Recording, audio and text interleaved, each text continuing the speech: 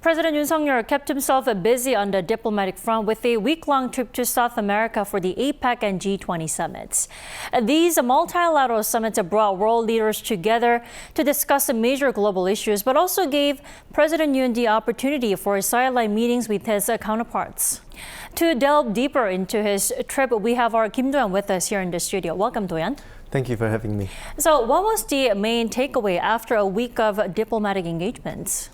Well, of course, the APEC in Peru and G20 in Brazil are two very important summits for global issues.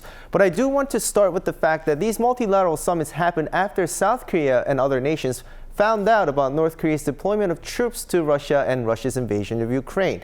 It was a stage for President Yoon to emphasize the importance of solidarity among like-minded nations against the illegal military cooperation between Moscow and Pyongyang. It was repeated throughout his bilateral meetings on the sidelines of the two summits, but most importantly, it was also something that came up during the second trilateral meeting between the Camp David summit members, the U.S. and Japan. Now, this happened during APEC. President Yoon, with President Joe Biden and Prime Minister Shigeru Ishiba, condemned the cooperation and agreed to tighten sanctions against the Kim regime. Take a listen.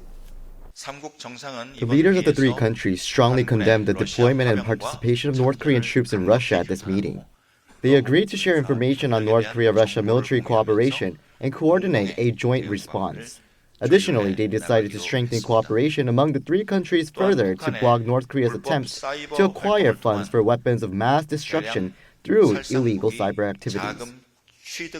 Now, it's also important to note that the second trilateral occurred as President Joe Biden's term winds down.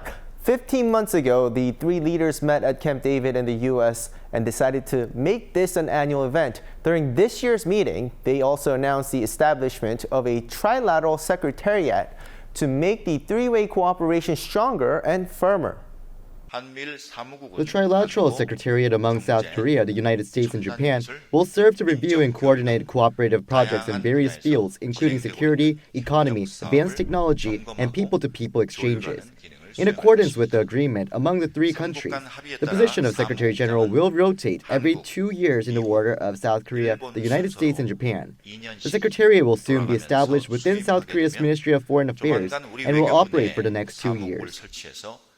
Now, let's move on to the G20 summit in Rio. A notable figure we have to talk about is Russia's top diplomat. How did that unfold? That's right. President Yoon took the chance at G20 to directly address the issue at one of the main sessions. Russia's top diplomat, Sergei Lavrov, as you said, joined the multilateral summit, and in front of other leaders, Yoon condemned the military cooperation. Take a listen. 북한군의 대규모 러시아 파병으로 우크라이나 전쟁이 중대한 국면에 접어들고 있습니다. 저는 러시아와 북한이 불법적인 군사 협력을 즉각 중단할 것을 강력하게 촉구합니다. Doan, this was also President Yoon's first time in South America and also his official visit to a country there, the host of APEC Peru. What was discussed there? That's right. Another key outcome of Yoon's trip was his bilateral summit with Peruvian President Dina Boluarte. As you said, this marked his first official trip to a Latin American country. The two sides inked deals on strengthening cooperation on defense, minerals, infrastructure, and ICT as comprehensive strategic partners. Keep in mind that Peru is the only Latin American nation with which South Korea has that level of diplomatic relationship. Specifically, the two leaders welcomed a comprehensive deal on procuring ground equipment for the Peruvian army, a memorandum of understanding on joint naval vessel development, as well as an MOU to jointly produce components of Korea's indigenous fighter jet KF-21 with the Peruvian Air Force. Take a listen to what Yoon had to say.